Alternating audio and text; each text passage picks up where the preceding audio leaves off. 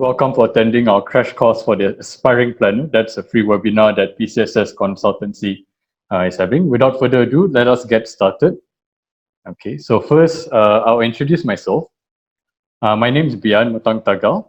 I have 7 years of working. Currently, I'm a senior planner and I'm involved in road and highway construction with Pcss Consultancy. Previously, I was in oil and gas industry, working as a planning engineer for topside major maintenance work. So I have total experience of 7 years. My education background, I have a Bachelor of Science in Petroleum Engineering from the University of Texas at Austin.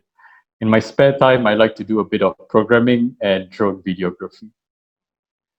So without further ado, before we get started, maybe we can take a quick poll, a quick survey, a little icebreaker if you may, so we can get to know each other a little more. Petrus, could you launch the item? So if you see in the polls, there's just 2 simple questions. Could you help just answer both questions? We'll give maybe about 30 seconds. So the first question is just stating how many years of working experience do you have? And second question is, what is your current industry? All right, so go ahead and fill in those poll questions and we'll review the answers together later on. All right, maybe, okay, so that's done.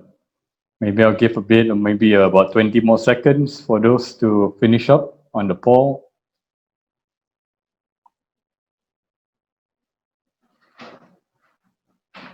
Okay, Petrus, maybe we can see the results of the poll. So what we have here, how many years of working experience do you have? So we can see from here, the results are equal from those mid-year experience, 2 to 4 years, 5 to 10 years, and more than 10 years. So most of our participants today have 2 to 4 years of working experience. Current industry, overwhelmingly, most participants today are from the construction industry. We have some from oil and gas and some from other industries too. So thank you all for coming. So that's all we have for the results. All right. Now, before we start, I would like to first of all, put some statistics out here. We got this from the 2019 Project Management Survey conducted by KPMG, AIPM, and IPMA. So from here, we can see, shockingly, some very bad statistics. Things looks quite bleak in the construction industry. 90% of organizations deliver successful projects. I should say only 19% of organizations deliver successful projects, at least most of the time. And on the bottom right-hand side, 36% of organizations are likely to deliver projects that are on budget. Okay, so as aspiring planners and schedulers, we have a responsibility to make use of our skill set to make sure that projects finish on time. Of course, a project is made up of different stakeholders, different project team members. But I think as a planner and scheduler, we all play an important role. So the purpose of this course today is to provide a simple guide. Okay, it's not a hard and fast rule.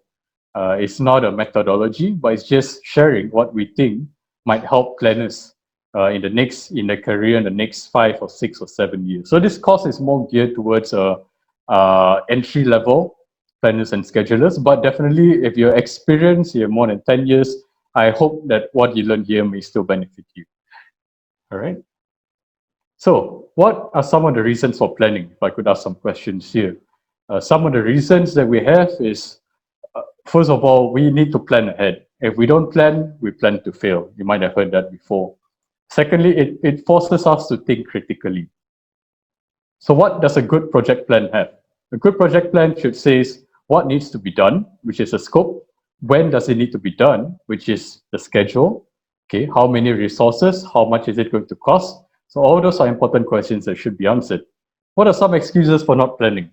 Some people say, and maybe you might have heard this on site, the plan never works. So on site, we don't really follow the plan. That might be true, but that's not a good enough excuse for not planning.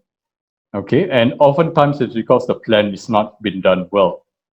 What are some common planning issues? So some very real issues we have is, especially in the oil and gas industry, you have scope creep, where additional scope of work is entered during the project, during execution of the project. So how do we deal with those issues? And finally, so what is a project actually? So a project has these characteristics. So if you ever ask yourself, is what I'm doing, is this a project? This criteria will tell you whether it's a project. A project is a unique, one-off discrete undertaking. A project is temporary, meaning it has to complete within a certain period of time. A project will always bring change. It could bring change to your organization. It could bring change to, let's say we're talking about highway project, it could bring change to those road users always using the project. A project will always have resources to use.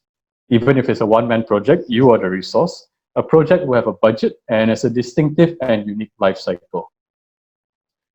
Okay, so zooming in, this is a post that I saw on LinkedIn. I got this Mrs. permission to post it here. So here he's relating his personal experience where he found himself, when he was a junior, he didn't think that planning was so important. But when he was a senior, okay, he found out that's important. He says, later on, I believe on the crucial part of project execution is the initial planning itself. And it's great that he loves practicing it to today.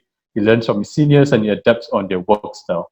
So this is an inspiration for me and for all of us that project management is gaining traction in Malaysia. That's great.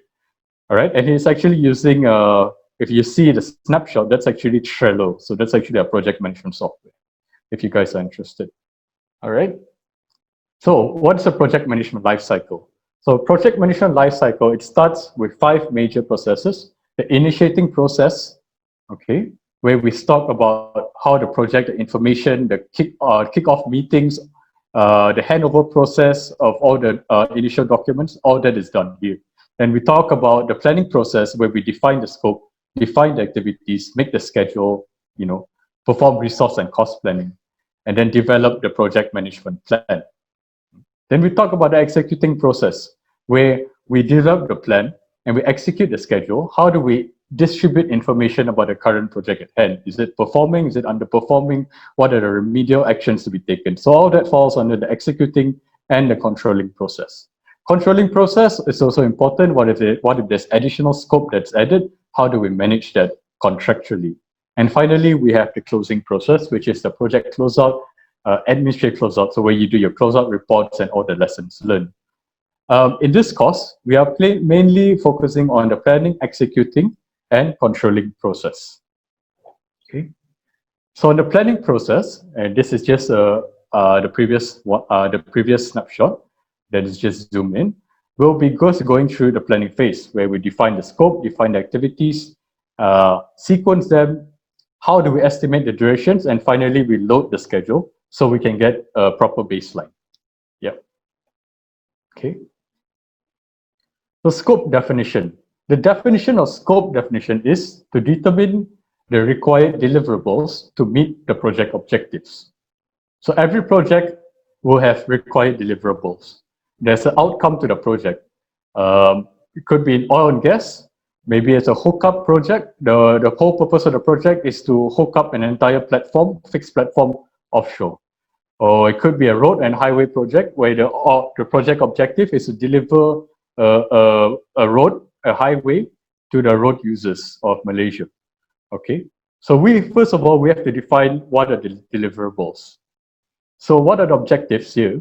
So project management involves the management of the core objectives, the time, cost, and quality. You may have heard of this. This is the triple time constraint, okay, of project management. Now, these 3 elements, they are explicitly linked, and a change in one will affect the others. Okay, so here we're looking at quality, cost, and time. If I look at the first, the most left-hand side, here in the project, we want to focus on quality. So we're just focusing on quality alone here. But on the second one, we are focusing equally on quality and cost. Okay, so maybe if we focus so much on quality and cost, we might not be able to achieve the project within the timeline, or it may take longer than what was previously estimated. And on the third one, we have a not so equal distribution where we prioritize time and with cost as a second priority. So maybe quality might not be the best here. All right. So this is triple constraint. You can't have all. You can't have good quality. You can't have a very good cost, low cost, and you can't complete it, fast track the schedule without sacrificing one of these elements. So this is fundamental to project management. right? So this is the process when it takes to define the scope.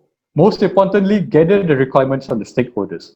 For the stakeholders, not necessarily the high-level stakeholders. Stakeholders could also be those who will be impacted. Anyone who will receive an impact from the project. So this could be road users of a highway project. They are actually stakeholders, okay? Not necessarily the C-level suite and the CEOs. So first, it's important to get the requirements. What is the purpose of the project? What is the deliverables? And finally, we need to define the scope. The deliverables, what are the constraints or the exclusions in the project? For example, in the project, they said, okay, we need this project to complete by year 2024. So that's a constraint. Okay, exclusions. It could be along the way. They said we need to make exclusions for land encumbrances. So maybe in the construction along the highway, there's some long houses there. So we cannot build the road passing through the long houses. Okay, because that has to be dealt with land and survey. So we have to define all this clearly. Finally, when we've defined our scope, we can develop the work breakdown structure. Okay, so work breakdown structure, it looks like this. It's just numbers here, but at the top and foremost level is the project. And then we break it down to more easier to manage work packages, work breakdowns. So you have level 2, level 3, level 4. And at the last level, the work breakdown structure, you will have activities. Okay. So what does a work breakdown structure look like? I know it's difficult to see from here. So here are some examples in a P6 format. So here we have a template, yeah, from JKR. So it's a typical template. It starts off with project management. Again, under project management, we have project managed plan. If we go down, we see we have procurement, we have offsite fabrication, we have P&Gs, we have construction works. So this is a typical high-level work breakdown structure. So the bare minimum, a schedule should have this. Why? Did you know, if you go back to the previous statistics, did you know that almost a high percentage of projects fail because of procurement issues? So if you don't include procurement WBS into the work program, yeah, you're probably setting yourself up to have some delays. Okay, so on the right-hand side, we have a detailed WBS. So on the left-hand side is high level. The right side is very detailed. So if you go down to the very bottom, you can see they're talking about concrete structures, and you have the exact culverts, exact number of the culvert. So that is very detailed already. Okay, there's also some pros and cons when you ask, what kind of high-level WBS. Should I use a high-level or very detailed? It really depends. It depends on the project that you're working on and other, your stakeholder requirements too. So I know sometimes we should be careful when we create our WBS. We should create it intelligently with considerations for the end user. So I give an example here. This was during my previous job offshore, and these are all what we call the construction supervisor. These are the actual construction team, and this is at night. It's not during working time. At night, and I think this was during Christmas. So it's singing Christmas carols too. So I like this picture because if you see the gentleman playing the guitar behind him, there's his board, notice board. So that's the campaign sprint planning board. So a story that I had was I was assigned to this project once on this offshore work barge. And happily I printed out my project as my first project. I printed out all my schedules, my Gantt charts, and I pasted them on the board behind. Okay, so I was very happy with myself. And then the construction supervisors, they come in, they have a look at my schedule and they look confused. And I asked them, why are you guys confused? And they said, I don't understand how you structured the activities. Why did you structure the work by platform first? Why didn't you structure by discipline as we're so used to? So that made me realize that, you can develop your plan on paper, but you have to think about the project team who's going to execute your project. So in this case, if I arrange the WBS by discipline level, then it'll be very easy for let's say the E&I supervisor, the scaffolding supervisor, the hot work supervisor. It'll be very easy for them to see what work needs to be done. Okay, so just create your WBS intelligently. You must always have a lot of talking with your project team. Okay, so after developing the work breakdown structure, we have to verify the scope. This is more towards monitoring the project, controlling the project. So once we have completed the projects, not exactly the entire project, but you can deliver the project in chunks, you need to verify whether the scope has been done. So what this means is that this is a formal acceptance of the deliverables against the baseline. Okay, we'll talk more about the baseline later on. But when we finish the deliverables, there should be clear definitions of what a completed deliverable is. Okay, and sometimes there's additional scope, especially maybe there's variation orders that comes in, and this is not captured in the original contract. So how does a project team manage this? Okay, so there should be proper formal change on how to handle this. And how do that is more, you'd say that's more to the contract team, but it also affects the planner and the scheduler, because as you all know, when there's additional scope and it's inserted and it's been accepted, it should automatically trigger a rebaseline, especially if there's a time impact on the schedule. So that for us means a new baseline. Okay, so it does affect us as planners and schedulers. Okay, so we talk about activity. You want to define the scope, we need to define the activities. Deficient activities are activities of work that will produce the work deliverables. Okay, there are a few methods. There are two methods: decomposition. So here we have the project example, and we break it down to the work breakdown structure, more manageable work breakdown structures, flooring and painting. So under the flooring category, then we have the activities. So we decompose WBS flooring into the three activities: prepare floor for tiling, lay floor tile, and fill the tile grout. Okay, another method is if you already have existing templates within your organization. Okay, so the process here is when you're making an activity, these are the important things to take into account. Make sure your activity name makes sense and is intelligent. It should ensure that the description explains an action to something. So verb and noun, for example, verb install equipment, verb and noun in area A. Okay, that activity description, it should define a single deliverable. So you shouldn't mix up 2 or 3 deliverables, all right? Because then it'll be hard for you to monitor the work, especially if they're not all happening at the same time. Make sure this is more to proper writing convention. First letter of each word is uppercase, and avoid non-standardized abbreviation. Okay, so this is what it means. How do I, well, I can read this because I've been offshore. How do I assist operations to turn the valve to the closed position? But probably for first-time positions, first-timers, they probably will not understand this at all. Fair enough. So make sure you don't use unnecessary abbreviation. So I actually have an interesting story to tell. Back then when I was offshore, where we're working on this pilot project, where we'd enter all activity names, activity schedules into SAP. SAP is the Enterprise Resource Planning software. So part of the tedious work that was involved was putting activity names into SAP. SAP, they have this thing called short text. Short text where it's a character limitation of 40 characters. So in our P6 schedule, we had very long activity descriptions. So I was tasked with shortening these activity descriptions. So being the hardworking engineer I developed a macro schedule, where hardworking, like you say lazy, develop a macro to automatically abbreviate these words. So you have input and desired output. All right. So it didn't go so well because in beginning, I had all these activity names on the left, and then I click, this is your output. And this didn't turn out well, because when I put all these activity names into SAP, everyone was confused. Everyone couldn't read it. They didn't understand what it was. So that was a big lesson for me as a fresh graduate, not to conduct work without first consulting your more senior teammates.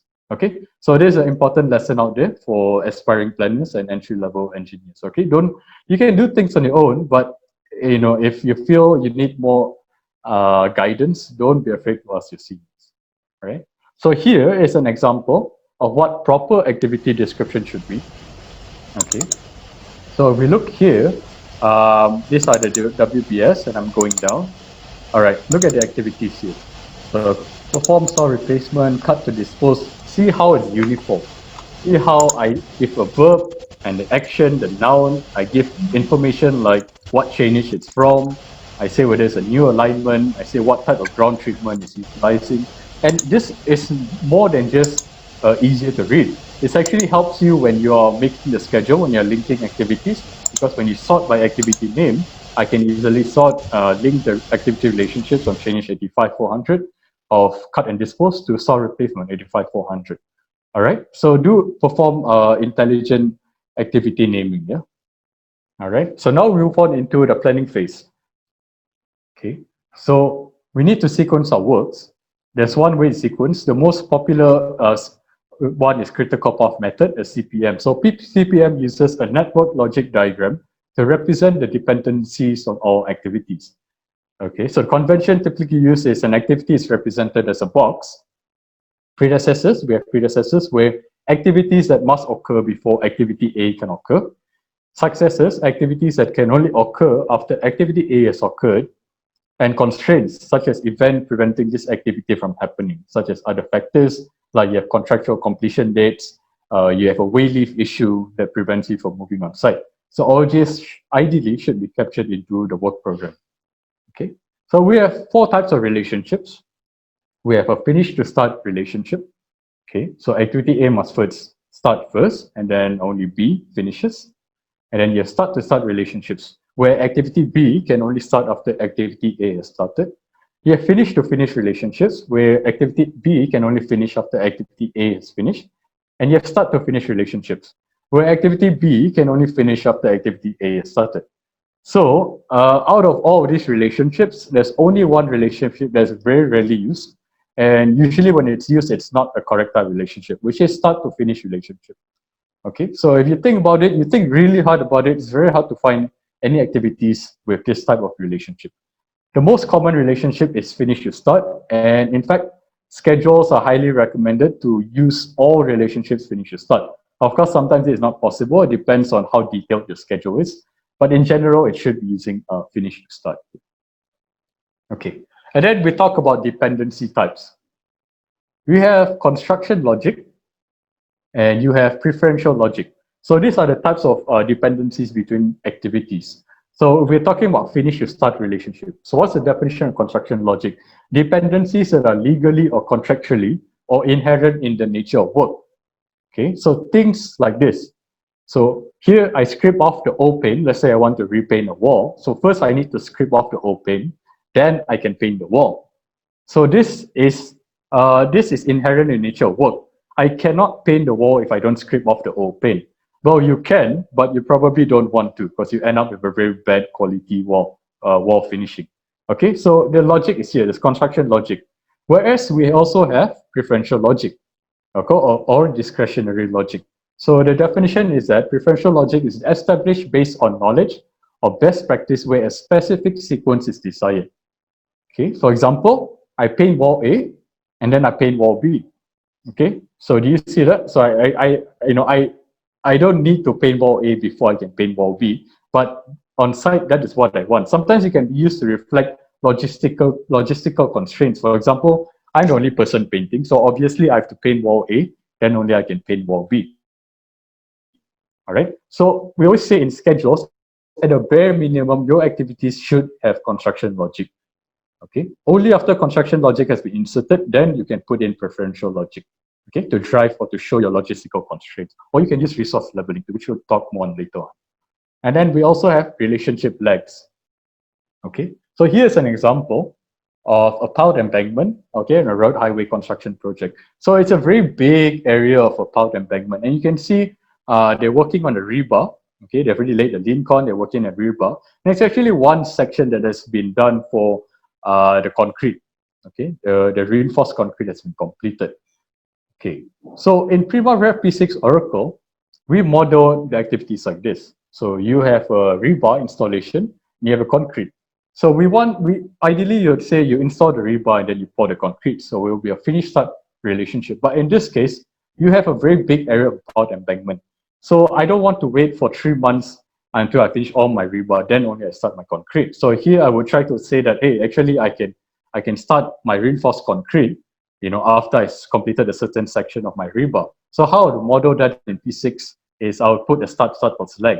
But I must also put a finish plus lag, because you never know if you're going to have a material delay for your rebar. And that might push the remaining duration of rebar beyond the completion date of your pour concrete, which is not logical. So this is really one of the main reasons why P6 is a better product than Microsoft Project. Okay, so here we give that example, same example. All right, we have an install rebar, we have a pour concrete. But what is not available in Microsoft Project is that we cannot have 2 relationships between 2 activities. So I cannot have that finish plus lag. Normally, this would not be an issue, but you see what the issue is here when we have a material on site delay of the rebar. So rebar cannot be delivered on time. So what they need to do, the remaining duration for the rebar is going to be extended. All right. So what's going to happen here is my rebar is going to complete after my concrete works. And I don't have a finish plus lag in place to make sure that pour concrete finishes after rebar. All right. So this is the danger of using a Microsoft project. I'll say it's one of its weaknesses. All right. Next up, once you have your activities, you have your logic set up, you need to estimate the duration of your activities. So activity duration, the definition is to determine the required deliverables to meet the project objectives. Okay. And actually, I think this definition is wrong. Okay, anyway, activity duration is, the definition of activity duration is we need to estimate the duration based on known methods so they get an estimate, an accurate estimate of what time we need to complete a certain work. All right, so pardon that wrong definition there.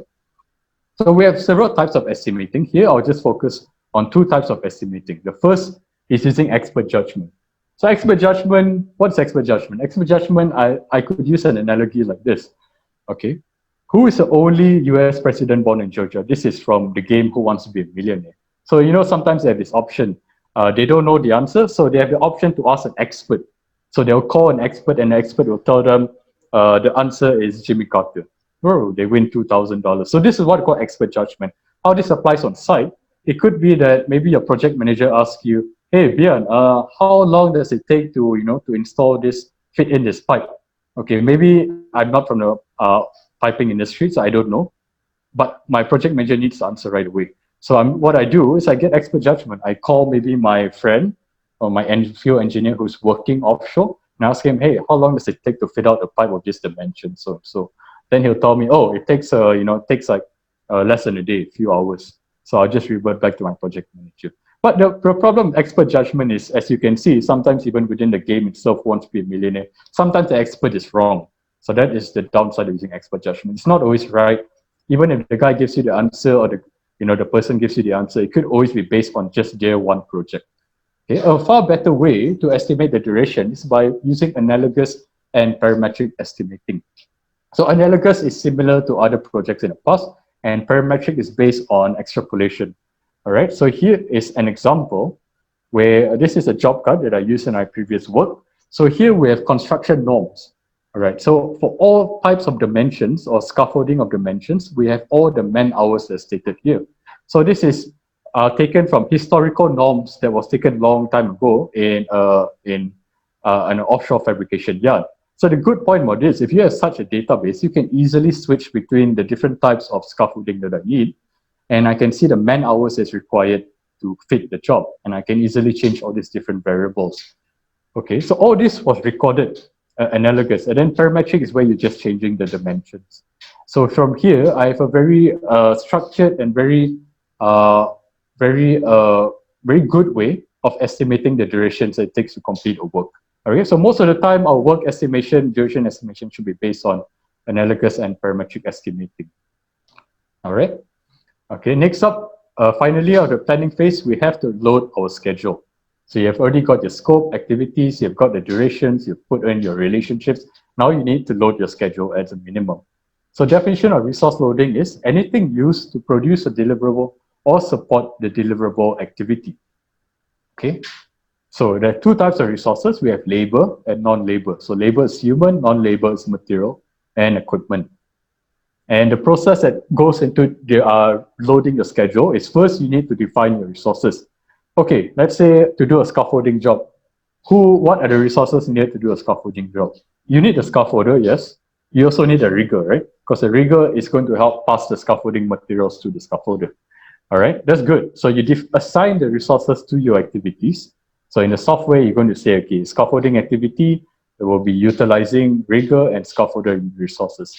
And then you have your histograms, manpower histograms. Those are the output after you've assigned all the resources in your activities. So when you look at histograms, it might say that, oh, in a particular day, my schedule is telling me that I need 5 scaffolders. So is that what you should do first? Do you just sign off that plan and said, okay, we're going to get 5 scaffolders? So not normally. What you should do is you should determine the availability. You should go to your manning department and ask them, hey, is it possible in this project on this certain day we have 5 scaffolders? If the manning department tells you, no, we only have 3 scaffolders available on that day, then you need to go back to your schedule and change it from, you need to either, prolong the duration of the activity, or you need to reschedule it some other time. So that's why this is an iterative process, because this is not a one-man show. This is a combined activity, of making the schedule. All right, now moving on to the scheduling phase, where we talk about scope, activity, up to duration estimating and resource loading. So once you have your schedule, we can start scheduling, first using the CPM critical path method, and then we'll have a look at resource leveling for optimization, and then we'll baseline our schedule once we are happy with every of our schedule and it's realistic and it meets the stakeholders' expectations. All right. So talking about the critical path method, CPM, or as it's generally known, the definition is that CPM is a process that calculates the longest path of planned activities to the end of a project, and it also establishes the amount of float of each activity. All right, this might be a lot of jargon for you guys, especially the entry level, but it's okay, we'll go through one by one. So there are a few methods that is used in the CPM. One is use the early dates, which is the forward pass. Okay, this is terminology again. So these are the formulas that is used by the software to calculate the early dates. Okay, so we won't go too much into this. There's late dates, backward pass. So these again are the formulas. And finally, you have the critical path and the total float. Okay, these are all the formulas that are used. Okay, so early dates, late dates, critical path, and total float. So this is what a typical CPM network will look. Now, after the CPM is run, so when we say run, it means when you run the CPM on the software on the schedule, each activity will have the early dates calculated, the late dates, and the total float all calculated and assigned to each activity within the network diagram. This is how softwares like Microsoft Project and Primavera P6 are able to create that schedule for you. So you give them all the inputs, and then you schedule it, and the software runs the CPM and gives you the output, and you have to analyze it. Okay, so two other definitions here. What is the definition of critical path? You often hear about this. Critical path is the longest path through the scheduled activities, resulting in a delay of the project completion date should any critical path activities slip from the early date. Okay, so every project, every baseline that you submit, every project schedule should have a critical path. And all the activities on this critical path, if any of these activities are delayed by even 1 day, it's going to delay all the whole project by 1 day. Activities that are not on the critical path, they have float, positive float. So they may be able to delay without delaying the overall completion date. So definition of total float is the amount of time that an activity can slip from its early date without delaying the project. Okay. So here we see an example of a typical network diagram. And in this case, there's no date constraint. So we simplify it. So before running the CPM, this is what you look like. It looks like you have 4 activities, A, B, C, D, and you have the durations that's given, 7 days for activity A, 13 days for activity B, and so on. So all these, you can see late start, late finish, those are the abbreviations. They have not been calculated yet because it's going to be calculated by the software. So after running the CPM, we get this, all right, this information. So basically, to cut it short, with information such as late start, late finish, so you have the late start minus the early start, that will give you the total float. All right, so what we can see here is the questions that we want to get after running the CPM is, where is the critical path? Right? That's one of the most important questions after running the CPM. So from here, the critical path is actually those activities, by definition, that have total float of 0. Okay, means they don't have any float. So this is the critical path. So this tells me that, hey, in this project, when I start the project, I need to focus on activity A first, and then B, and then D. Okay, not to say that I shouldn't focus on C, because if I neglect C long enough, it's going to become critical too. But in the beginning of the project, at least, the schedule, that's the importance of the schedule. It can tell me beforehand what are the important critical activities that I need to work on so that the project doesn't delay. Okay, so the Gantt chart is basically a representation of the CPM network, but as time distributed bars. Okay, this is not the same as the previous snapshot, but here we have activities A, B, C, D, E, F, G, H, and you can see they all have their own durations, early start, early finish, And the critical paths are those activities where the red lines are running through. Okay, so this is a Gantt chart which can be done in Excel, but also highly recommended to be done in proper planning and scheduling softwares because they can calculate CPMs for you. Excel cannot do that. Next up, resource leveling. So we talked previously a bit about resource leveling. Definition of resource leveling is to optimize the required resources against the available resources to achieve the required deliverables within the contract duration. So the previous story was talking about the 5 scaffolders requirement, and the manning department only telling me that they have 3 scaffolders. So that one way you could fix for that in the schedule is by manually adjusting the activities. So I could be using preferential logic to say, I'm going to finish this scaffolding activity first and then finish this scaffolding activity. Another way to do it, you could also use resource, right? So we're talking about resource leveling types here. There are 2 types of resource leveling. The first is resource constraint. So what this means is that given the available resources, determine when the project will finish. So we'll use this what-if scenarios when we don't know when the project will finish. Okay, we are trying to see when the project will finish with the available resources that we have. So tell me, okay, you have a team of 50 construction workers. Just tell me how much time you need to finish the project. So this is very common for offshore oil and gas, because oil and gas, when they do offshore work, they have a fixed amount of bedding. Fixed amount of bedding meaning accommodation on site because they're in the middle of the ocean. So usually the focus here is we have this much of resources available. Just tell me when you need the project to finish. When would the project finish?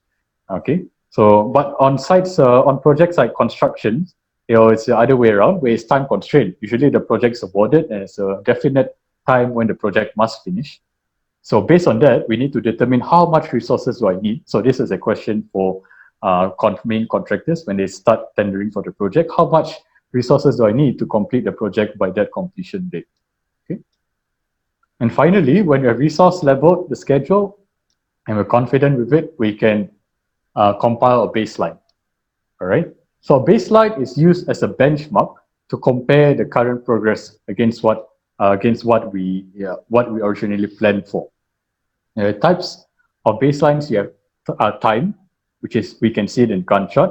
You have the cost, which is represented as a cumulative S-curve. And you have the resource, which is represented as a histogram, or it can also be represented as a S-curve, as a manpower S-curve. Okay. And we've seen examples of this earlier on. So when we want to submit a baseline, when you want to finance a baseline, don't forget to evaluate your schedule by asking this question. Does the schedule, does it meet the contractual finish dates? Okay, so the project, the contract says I have to finish by this date. In the schedule, does it state that I can finish by this so-and-so date? Does the cost meet the contractual requirements? The contract sum, is the contract sum in the bill of quantities, is it the same as the budgeted total cost in your scheduling software? And are there enough resources to complete on time? So you can generate your resource histogram, but if it's not realistic, you're not going to be able to complete your project on time. So make sure you analyze those properly. Okay. So here it's an example where we do optimize the schedule using resource leveling in a time constraint project. So here I have different teams, different resources, and these are the resource histogram. So red means it's over allocated. So you can see that jagged line, that's actually how much the limit that I have. All right. So what I need to do is, I know I don't have enough work to perform. I don't have enough resources to perform the work. So I'm going to perform resource leveling. Primavera P6, you have this functionality to perform resource leveling. So I'm going to tell P6, this is the maximum amount of resources I'm going to have throughout this time period. Could you help schedule my activities for me so that I'm not over allocated, so that I don't overburden myself. I don't have more activities than I can do per day. So you can see, this is what happens. So you can see it looks a lot better. There's still some over allocation here, but mostly the red part is gone. So with this, I feel a bit more confident that I'm able to complete the project on time with the given resources. Okay. Finally, we also have the corresponding S-curve. So the previous resource histogram that you saw just now, it also corresponds to the cost of the project, because we will load our schedule. Every activity has an associated cost with it. So what we get is we get a cumulative S-curve. Okay, so here we have on the orange, we have the early dates. On the green, we have the resource level dates. And on the red, we have the late dates. So if I go back to my previous slide, okay, all right, so this is what it looks like, okay, before resource leveling, okay. So it's very steep, it's very front-loaded. So I need to do a lot of work in the beginning and then end not so much. But after I resource level it, this is what it looks like. So this is more to backloaded. So maybe, it takes time for the contractor to learn how to do the job, on the skill, on the job training. So they have at least they don't need to commit that much resources upfront, but they have to make sure they get the act together towards the end. Okay, so this S-curve reflects that. Here is when it's just the early dates, the scheduled dates. Okay, and this is the late dates, and this is the resource level dates. So normally you could, it's up to you, but normally we try to just focus on the early dates and the resource level dates. For us, late dates are quite irrelevant because by the time you are approaching the your progress is approaching the late date curve, it means you are severely delayed. So what we do recommend usually is just have the resource level dates and monitor that against the early dates. So that way you can always ensure that your team is performing. Okay. Next up, we have the controlling phase, which is the final topic that we have. So here we go talking about schedule updating and performance updating. And schedule updating, the definition is the process used to update a baseline project schedule so as to reflect its current status and forecast when and what cost the remaining work, sorry for the typo, remaining work will complete. Okay. So here we have the process. When we want to update our schedule, so we started work, we have our baseline, it's been approved, and the work has started on site. So we need to update our schedule. So this is the process involved in updating our schedule. First, what is the activity status today? How much have we spent today? And what is the forecast to complete? All right, so to illustrate this, let's look at this curve. This is the baseline schedule. So you can see the S-curve, you can see the cost, yep, and this is the baseline. In planning scheduling software, the bar at the bottom, this yellow, is represented as the baseline. So this is your current schedule and your baseline. Okay, you can see this is the budget, and this is the individual cost of each activities, and this is the timeline. In 14 days, they have to complete the job. So once I start updating the schedule, I have to tell P6, okay, because P6 can't read my mind. I have to tell P6 that what is the status today? Which activity is already 100%? Okay, maybe this activity is still 20%. I have to tell it when it started. So originally we planned this activity to start on the 4th day, but it actually started a bit after that. All right. Next info I have to say is how much did it actually cost us to complete this work. So the actual spend today. Okay, and what's the status to date? And when we give P6 all this information, it's able to give us a forecast to complete. All right, so this is the data date. Data date means the date that I start updating the project, the progress up until the progress of which I start to update the project. So I'm updating this project on the 5th day, okay, of the project. And up to the 5th day, I know I have all this information. So when I give all this information to P6, P6 is able to generate a forecast to complete curve for me. And this is one of the major reasons why planning scheduling software is so important, because it gives us a forecast. So based on here, we can see that we are going to be over budget. Why? It estimates that we are going to complete at 7,400, okay, instead of the original 6,000. It tells us we're going to be delayed on the project. Okay, instead of 14 days, we're probably going to go to 15 days. Okay, and because of this is just what if we continue the current pace. Because of this, we're able to take remedial actions on how to make sure we don't delay and have any cost overrun. Okay. Now we move up to controlling phase. So we're talking about performance analysis and reporting. Okay, so it's all good that you already updated your schedule. Now we need to know what do we do with our updated schedule. So the definition is reporting the legitimate divergence from the schedule baseline for us as a decision-making tool. So the elements that is mandatory to analyze is what's the effect on any project status variance? Is a total float negative? Does that means are we going to be delayed beyond the contractual completion date? Any contractual milestones in compromise, which is what I just mentioned. Any variances. Maybe there's certain procurement date in the schedule that is important. So those are variances there. Has the critical path changed? This is important. It could be when we are delayed, we focus all our times, resources into making sure that critical activities is no longer critical. But in doing that, it could be other activities could also become critical. So we must always analyze where the critical path has changed and have the allocated resources been compromised, meaning, talking about COVID-19, it's a recent incident that's been happening. Maybe a lot of construction companies, main contractors, a lot of their workers, they employ foreign workers that maybe have gone back during the COVID-19. So in this case, the allocated resources have been compromised. You have to amend your plan to either, if you cannot find local resources to replace the foreign workers, then your project might be prolonged. So you have to highlight this to your project team. Okay, so the reporting process is just as important. This is the reporting process, and I advise every project planner to have a reporting process flow in place. You need to have your own reporting process flow. So this is a reporting process flow that we use in one of our projects. Okay, so first, you need to define the stakeholder requirements. Okay, so what this means, you need to sit down in the same room. Let's say you as a planner, you're reporting to the client. So the client usually has a project planner that you are liaising and reporting to. I recommend asking him to sit down in the same room. Everyone sit down in the same room, subcontractor, contractor, clients, project owners, consultants, whatever. Sit down in the same room and see what do they want in the report. What do they want in their progress report? Do they want a kickoff report? Do they want a performance trend analysis? Do they want to look ahead? It's important to define it first, because if you don't define it, you can be rest assured that halfway through the project, you're going to keep getting a lot of requests for reports. Okay, and it might burden yourself. Okay, so once you define stakeholder requirements, okay, so what we have here is we have the project process flow. So this is for a weekly reporting period.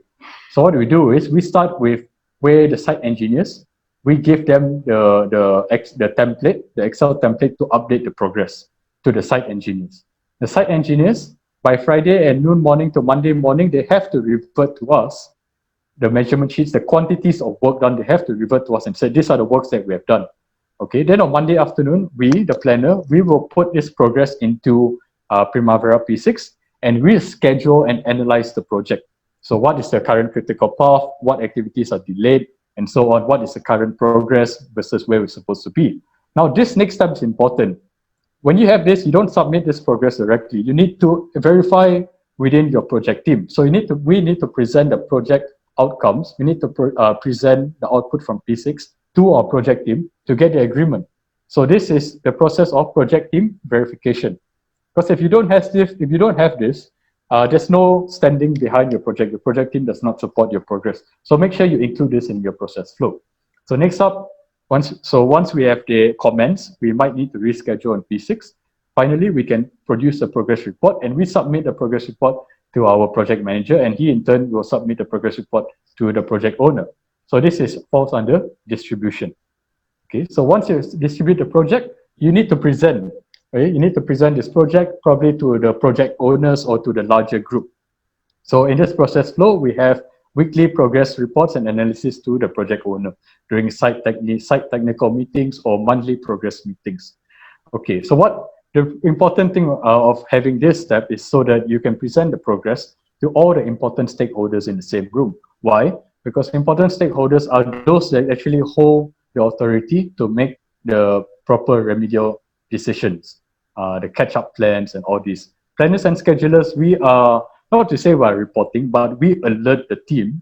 We alert the team on the risks and on the delays. And it's up to the project owner, it's up to the project team to decide what actions to take to remedy the delays, okay, such as catch-up plans. So this is under the actions to take.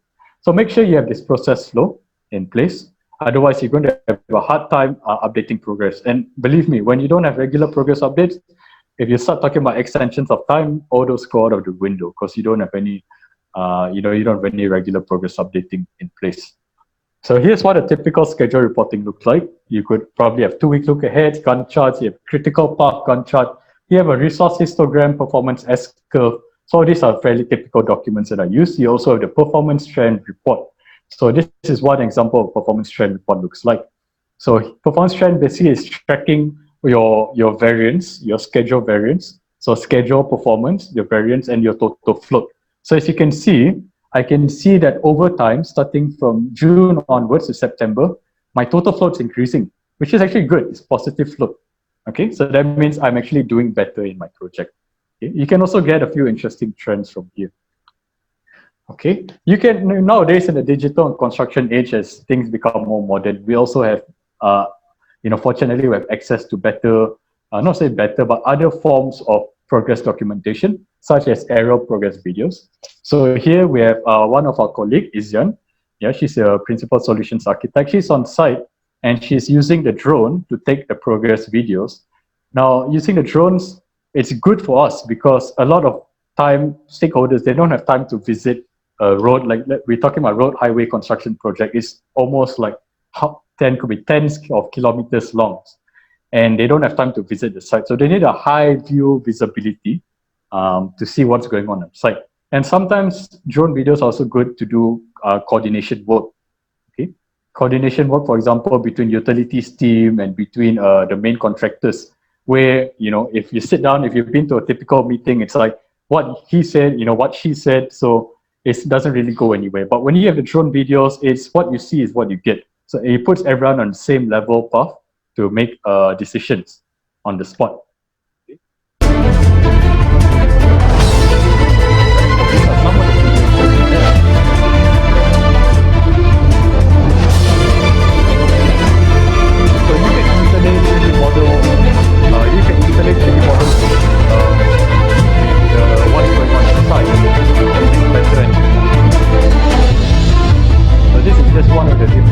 We can, as planners, planners, we are mostly, I assume, entry-level planners, they are mostly of the younger generation. So, usually we are considered more tech-savvy. So, look into all these possibilities to make progress reporting easier and more transparent for all the key decision makers on site. Okay, and finally, we're the project control section. So you've presented all this to your project team. So now they have to decide what are the actions to take. Let's say the schedule is already, we need to mitigate the risk of the schedule overrun. Few ways to accept it. One is just accept the project take longer to complete. Maybe you've already exhausted all options and there's no other way. You can accept it. There's nothing wrong with that. You probably would just have to pay the liquefied certain damages, LAD. Okay, you can probably work overtime. Yeah, instead of working till 5 p.m., you could work 6 p.m., 7 p.m. You could change the resources. Maybe you have an underperforming subcontractor. You could, worst comes to the worst, you might terminate them and appoint another subcontractor. You can add more resources. You could reduce the scope, phase the deliverables. This is more normal on projects like offshore projects where they will have a punch list scope. Okay, so scope that cannot be completed within a certain campaign will be phased over to a different campaign. Or you could delay other work. You could also use fast tracking where you increase resources to perform the work on time, and you could crash where certain activities, you analyze the schedule to see whether certain activities can be done concurrently or parallel. But usually that's very rare if you had set up your schedule correctly. So I have some final remarks here for aspiring planners. First of all, just remember that the planning and scheduling software is just a tool. Okay, at the end of the day, it's just a tool that produces an output. If you give bad input, it's going to give you bad output. So remember that. So do not forget to build up on your experience, talk to as many people as you can. Another one is visit the site as much as possible. Okay. Why do I say this? Because as a planner, you have to go to site, you have to learn construction sequences, you have to learn, basically just observe, go to site and, try to negotiate with your supervisor to let you go to site, but, make sure you practice buddy system and all that. And the reason for this is because you never know, 5 or 6 years, 10 years down the road, you might be put into a more supervisor role, or maybe into a more of a middle management role. By that time, you probably won't have time to visit the sites. So at that point of time, the quality of your schedules will only be as good as your site experience. Okay. So I can give one last story. Was that when I was offshore, when I was in my previous company, I was developing a schedule for a project. Okay, so this was a very small project, a site team project for maintenance work offshore. And there's certain work called abseiling, mechanical clean and paint. So abseilers are actually those people that climb that scale and climb the offshore structures. Except not only are they climbing and scaling using the ropes, they're also performing cleaning work using mechanical clean and paint, where they scrape off the paint on the corroded structures. So, this is a very small and tight campaign, meaning we didn't have much bedding, much accommodation available. So we're very limited work, very limited workers to perform the work. So there's this very small scope of work, mechanical clean and paint. Probably it was just not even 20 man hours. So I said, okay, I'm just going to assign two Abseiler mechanical clean and painters to perform this work. Because in my idea, I thought it's buddy system, right? One person, as long as they're not performing the work alone, there's two of them, it's okay. So when I send the work program offshore and it's approved and everything, I actually went offshore to visit the site. So I tried to make this a regular practice so that I can see where my work program, what weaknesses it has.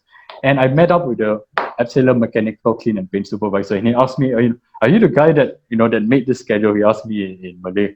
I said, yeah, I was the guy. Then he just shook his head. Then I said, why? What's wrong? I was like, why did you only give us two people?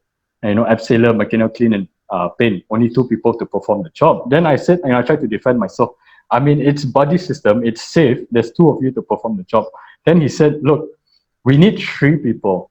We need three people to perform the job. Why? Okay, what happens if there's an accident?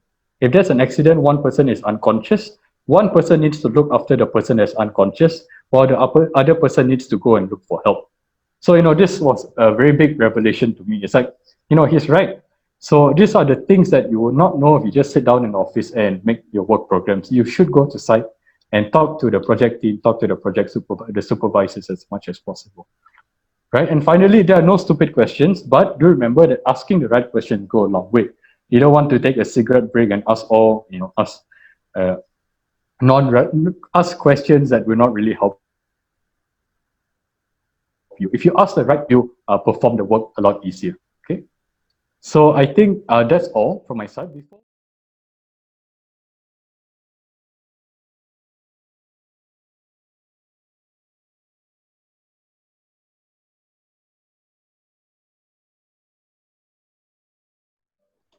Okay, so if you have any inquiries on the training courses, by the way, the training course today is actually loosely based on a training that we give, which is called Principles of Planning, Scheduling, and Controlling.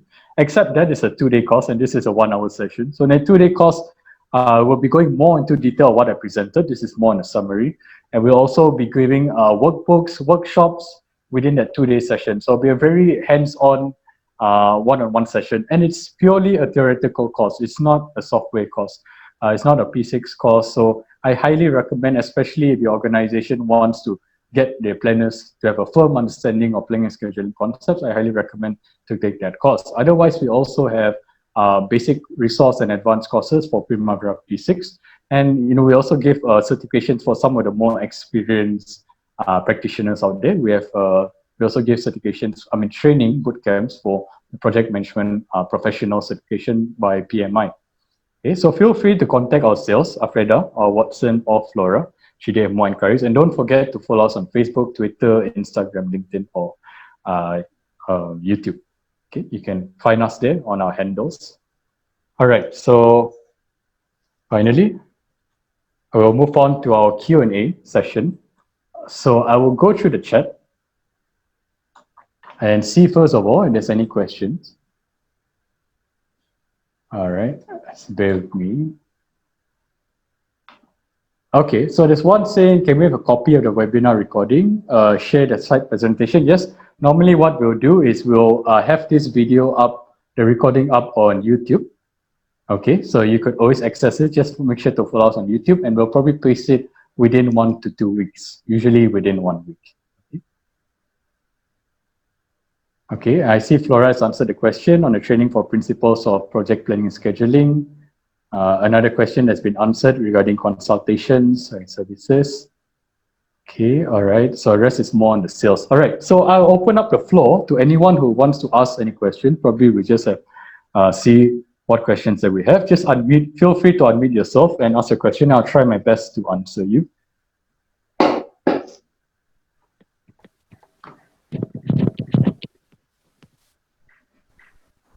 Okay, I see. Any future courses at KLs? We can have courses at KL. It depends on the requirements, how many packs will be attending. So it's always a welcome possibility. I could say so. Okay, and Watson and Flora, maybe you could just get in contact with Hafiz. I think there's another question here is, do we provide schedule auditing services? Yes, we do. So schedule auditing, for those of you who are not familiar, is where perhaps you have a subcontractor submit a work program to you, and you want to know whether their work program ticks all the boxes in terms of what we've just discussed. Is it a proper schedule? Has it been cost loaded? Is it realistic? So there are deterministic ways and also qualitative and quantitative ways to perform this schedule auditing services. So yes, if you are interested in these services, we also do this. Okay, I see a question by Mr. Zofadli. What is the main criteria for the work program to be revised? Okay, so normally for this should be covered in the conditions of contract. Okay, so ideally it should be covered in conditions of contract, but sometimes the current situation in the construction industry in Malaysia, the portion of project management, planning and scheduling is not so well defined in the conditions of contract. But in my personal opinion, the main criteria of work program to revise if there's been a change to any of the major elements, which is, let's say, a completion date has been changed, maybe a project has been received an extension of time. For example, the MCO, they receive an automatic 84 days automatic EOT, from JKR. So that automatically should trigger a rebaseline of the work program because the EOT has been approved and given. Sometimes you could say when there's a lot of scope, when scope has been added and approved, scope has been approved and added, then we should also by right revise the baseline. But of course, this depends on certain factors such as was there a time impact on the schedule, or is this just a very small scope? Maybe there's a process in place. Maybe they say every 6 months we will review the work program to capture any additional scope. Okay, so it really depends. On the organization at hand. Okay, I see a question is that from Mr. Budi Kusamajaya. Is there limitations for rebaselining the schedule? So for me, limitations for rebaselining the schedule. At this point of time, I do not see limitations. Perhaps if you could be more specific on the limitation, but from what I see, as long as there's a clear authorization to conduct a rebaseline of the schedule, then it should be just business as usual. Okay, unless there's any outstanding issues that has not yet been resolved, let's say between contract department or so and on, then we probably do not have to go ahead to rebaseline the schedule. But otherwise, if the project team has given the authorization to rebaseline the schedule, for me, it's just a normal process that can go on. Microsoft project versus P6, which is a better tool? Definitely. Well, I'll say Microsoft project is like, if I use an analogy, Microsoft project, you could say is a normal calculator. Okay? So you're able to perform the basic functions. You can say 1 + 1 is 2. You can even do divisions, so on. But Primavera is more like a scientific calculator.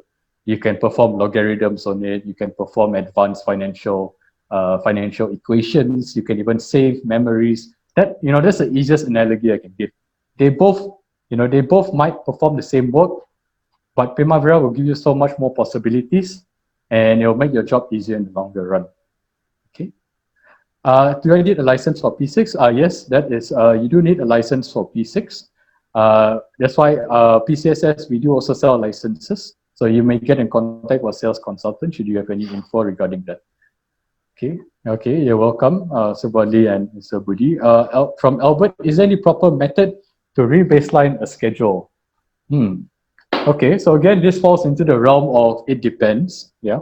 So some project owners, they would like us to rebaseline the schedule by submitting a new schedule that there's no progress inside. So from A to Z, from start project, end of project, there's no actuals inside. Whereas some project owners might actually want us to submit a rebaseline schedule where there's already actuals inside. And the reason for that is, their argument for that is that we already know the actual and the earned value cost up to that point of time. So why not make use of that information? And they also want to preserve the historical data. Fair enough. Okay. So again, it depends on organizations on what they want. Okay. So I think I'll just take maybe one more question before we end. If you guys have more questions, please feel free to email to us, email and contact us, and we'll always try to get back the answers to you as soon as possible. All right. So just about, I'll give a moment again, just for any one last question.